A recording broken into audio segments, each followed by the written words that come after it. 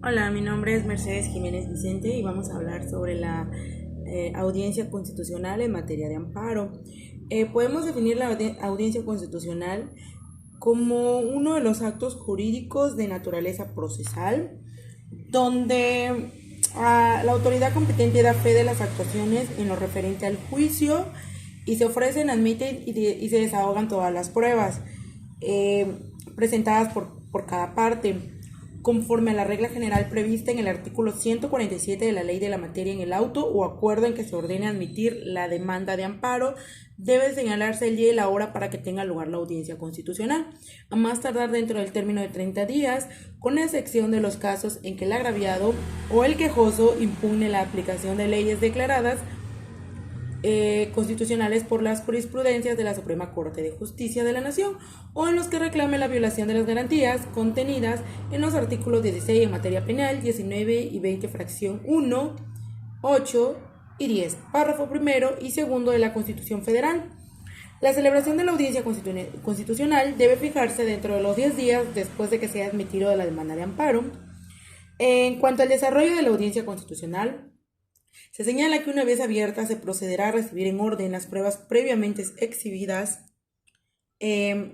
o expuestas por las partes o las que en ese momento se ofrezcan. Después se pasa al periodo de alegatos para de luego recibir, si es necesario, el impedimento del representante social federal, y termina con la resolución constitucional correspondiente, donde el juez decide si concede o niega el amparo al quejoso, o bien si se sobresee el juicio por existir una causal de improcedencia. Es común que una vez asentado lo referente a los alegatos, las partes que asisten a la audiencia se concretan a firmar el acta o diligencia respectiva y queda pendiente el dictado de la sentencia, que suele pronunciarse en días posteriores e incluso meses después, cuando la complejidad o las características del asunto así lo reclaman. Podría también decirse por el exceso de trabajo de los tribunales. Eh, este auto procesal se desarrolla en primera instancia de juicio de amparo indirecto, en el cual son oídas las partes quienes pueden ofrecer las pruebas, así como mencionábamos al inicio.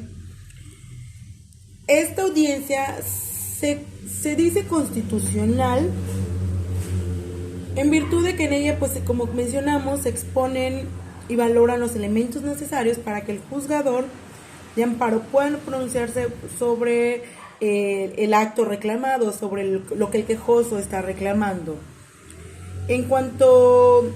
al contenido, puede señalarse que la audiencia se compone de 3 etapas o periodos. A ver, periodo probatorio, que en esa etapa las partes pues ofrecen y rinden las pruebas que estimen necesarias para apoyar su dicho, siendo admisible según lo dispuesto por el artículo 150 de la Ley de Amparo, toda clase de prueba excepto la confesional y las que fueron contrarias a la moral y al derecho. Cabe señalar que si bien por regla general las pruebas deben ofrecerse y rendirse en la propia audiencia, existen casos en que puede ofrecerse con anterioridad a esta. Otro es periodo de alegatos. Finalizado el periodo probatorio, es decir, una vez que son ofrecidas, admitidas y desahogadas las pruebas, se reciben los alegatos de las partes y en su caso el pedimento del Ministerio Público. Los alegatos son las conclusiones de las partes en el proceso, en las cuales se expresan argumentos para tratar de demostrar que le asiste la razón, de modo que se declaren fundadas sus pretensiones. O en su caso sus excepciones al dictarse sentencia. Por regla general los alegatos se presentan por escrito, pero cuando se trata de actos que impongan o por decirlo así, sea de peligro, de privación de la vida, ataques de la libertad personal o actos prohibidos por el artículo 22 de la Ley Constitucional Federal, de la Constitución Federal, el quejoso puede alegar verbalmente y solicitar que en auto se asiente un extracto de sus alegaciones, mientras que en cualquier otro supuesto también puede formularse verbalmente, pero sin la posibilidad de que lo manifestado se asiente en autos. Por último, tenemos sentencia. Finalmente, la audiencia concluye con el dictado de la sentencia, en la cual el juez de distrito, después de valorar las pruebas y analizar los alegatos, así como todo lo expuesto por las partes en su escrito inicial,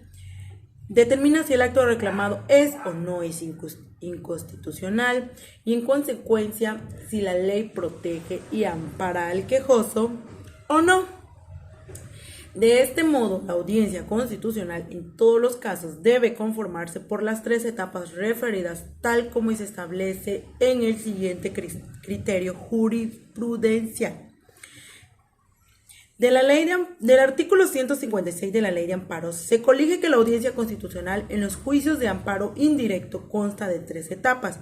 a saber, 1. Las de prueba, 2. Las de alegato, 3. La de sentencia. Ahora bien, el desahogo de esas 3 etapas constituyen las formalidades esenciales del procedimiento de la audiencia constitucional, de manera que si tal audiencia se celebra sin que se verifique el periodo de pruebas o de alegatos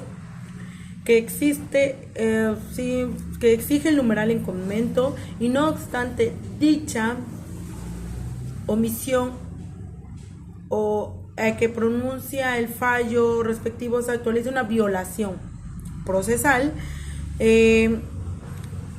amerita la reposición, se tiene que volver a reponer el procedimiento en términos del artículo 91, fracción 9 de la ley de la materia, aun en el supuesto de que no hubiera comparecido de manera personal a alguna de las partes, ni existan promociones o pedimentos del Ministerio Público Federal pendientes de acuerdo, ya que la ley no hace excepción al respecto.